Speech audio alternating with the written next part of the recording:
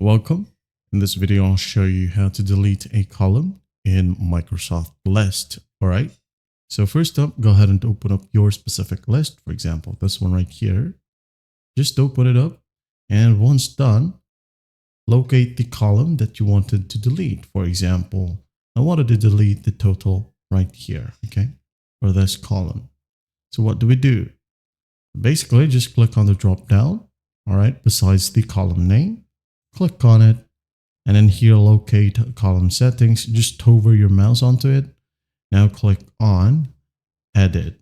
Okay, just click on it.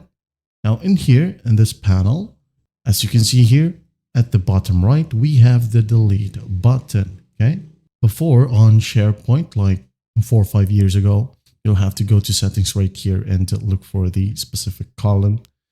Then go ahead and delete it from there. But now you can go ahead and delete it right away from here. Just click on it and on delete. And once done, it's gone. Well, I hope this video helps and I'll see you in the next one.